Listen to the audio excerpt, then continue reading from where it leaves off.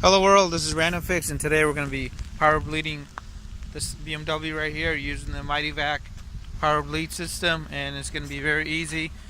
So let's go ahead and get this car racked up and let me show you how to do this. I'll have video links below on how to lift up your BMW from all four wheels, so that will be in the description box below, as well as any tools that I use in the video. So let me show you how great this power bleed system is from Mighty Vac and how easy this job can be. Alright, so before we start this brake flush, there's a couple of things that we need to do to get our area prepped. You want to make sure that you're able to locate your brake fluid reservoir on this BMW. It's underneath all those plastic pieces. I'll have links to everything below in case you don't know how to do any of this stuff. So you want to remove this brake fluid reservoir. You want to make sure this area is clean before you do so, and you want to find out what kind of brake fluid your car takes. Most of the time it'll actually tell you on the cap. On this BMW it actually doesn't do it, so you got to check the owner's manual. And once you do that, you want to make sure you have a clean rag available and put that down on there. That way it doesn't drip all over your paint. You want to have one of these fender protectors right here in place, and your approved brake fluid, whatever it is. And the most important part is that seal is not broken. And try not to use any old fluid, because this stuff does absorb water. And you want to get fresh brake fluid. You don't want to get something from a store that's been sitting there for 10 years either.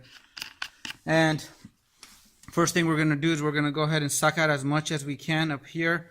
And you can use an extraction pump, a turkey baster, even a kid's medicine syringe. These work really well, and they can get into those tight corners. So I'm going to go ahead and do that. And you want to dump it all into some kind of bottle. And what you want to do is come in here and suck out as much of the brake fluid as you can out. Or you can use a suction machine. I'm using my Mighty Vac right here. Just want to make sure that the nozzle you're putting in is clean. There's a lot of brake fluid in this reservoir.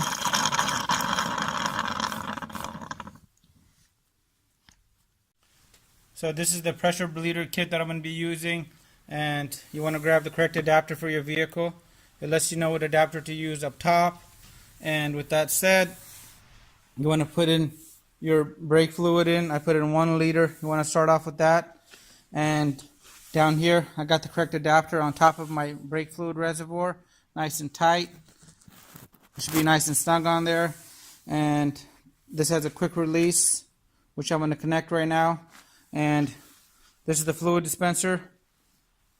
And you also want to pay attention to this valve right here. So this lets you shut it off. And I'm going to mention this a few times during the video. If you're going to be using a pressure bleeder like this, always release pressure here by pulling this little guy down here. You never want to open this up first. You always want to release pressure here first. Once the pressure is relieved, then you want to go ahead and turn off the valve and disconnect here and then remove the cap. So if you don't do it that way, you're going to get brake fluid everywhere.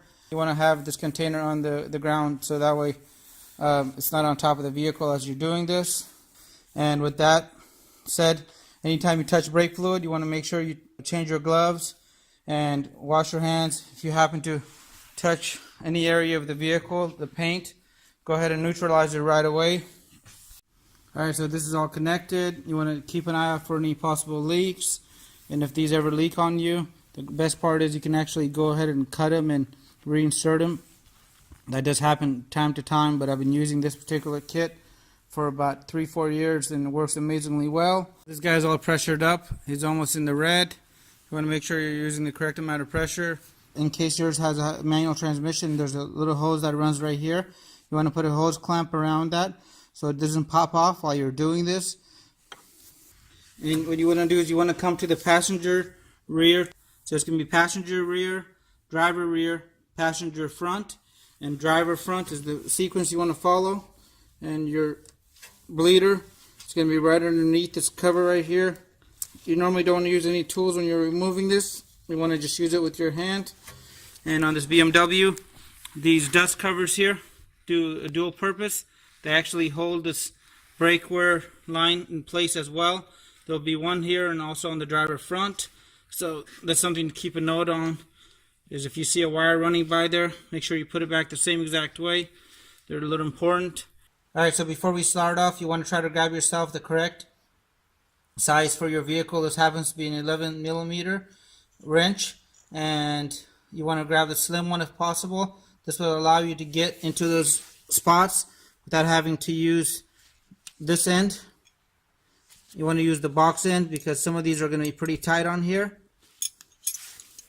Alright, so now we're going to go ahead and connect everything. Everything's pressurized at the front, the valve is open, and nice slim wrench like this. It really allows you to spin it around without having to take it on and off. And remember, this is the opposite of where you're at, so you want to go ahead and look at it from that point. You don't want to start looking at it from the perspective that you're at. So to actually open this, I'm going to turn it clockwise from my perspective. So as soon as I open it, you're going to notice that the brake fluid is going up. And now you want to keep an eye on the amount of brake fluid you're actually getting out. And notice how there's no bubbles in this. Pay attention to that right there.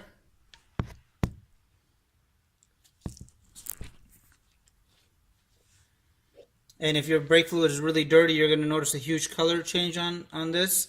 Mine is not that bad, so I just want to really keep an eye on the actual bleeder bottle to see how much fluid I'm actually taking out. And this one is going to be the longest run, so you want to let this one run the longest, and then the driver front will be the shortest.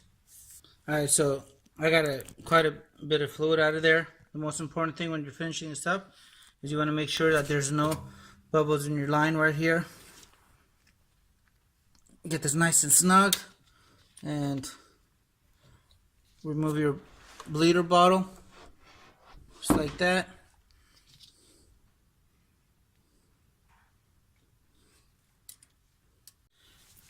Don't forget to put the dust cover back on and route any hardware that was in the area.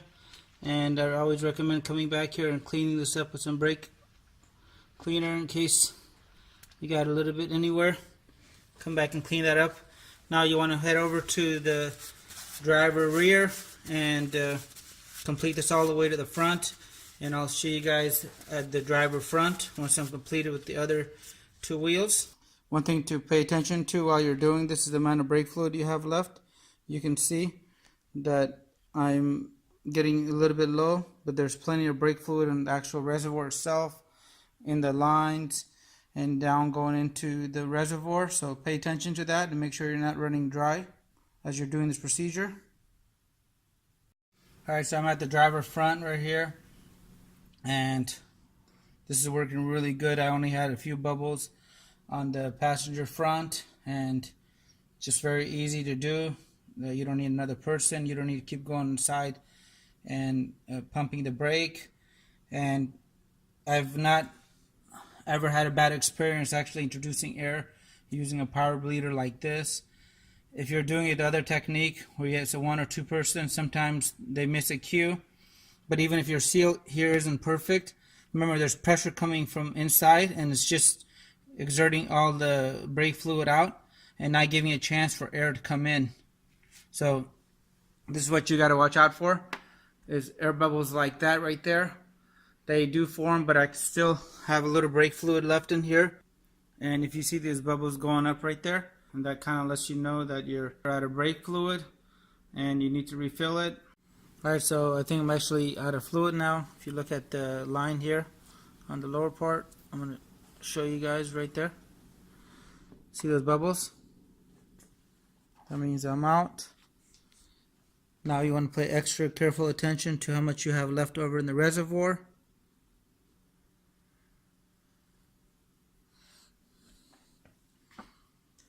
Brake fluid reservoir is still full, and we got no bubbles down here. Alright, so I think I'm done. You can see all that nasty brake fluid that I got out. This is a really great power bleeder. I'm going to go ahead and close this up. And whenever you're closing up a valve, you want to make sure that the bleeder's on, so that way you don't take any chance of air entering the system. Perfect. Now it may be interesting to come over here and disconnect. Do not do that.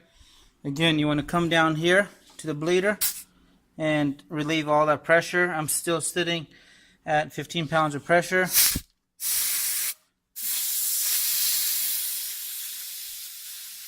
And you might see some brake fluid rush back. You want to make sure your valve is open when you're doing this. And give this a good few seconds.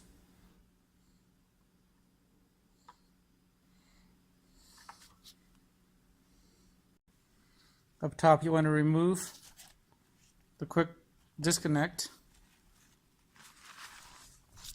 and slowly undo this cap.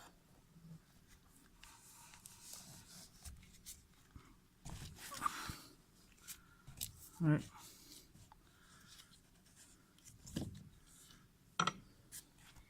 Now go ahead and top off your fluid as needed. And there you go. As soon as you filled it up the correct level, you want to go ahead and put the cap on right away. You don't want to leave it off and go do something else instead. And I hope this video helped you out. Please leave your comments and your questions below. And this was the brake fluid I took out. And using a pressure bleeder like this is very, very easy. I did another Honda a week ago, and it probably took me an hour and a half using the one-person bleeder method versus this, and I never introduced any air into the system this way. So thanks for watching, guys, and please leave your comments and your questions below, and check out the related videos as well. Have a great day. If you guys have any comments, hit the subscribe button, and I really appreciate your continued support.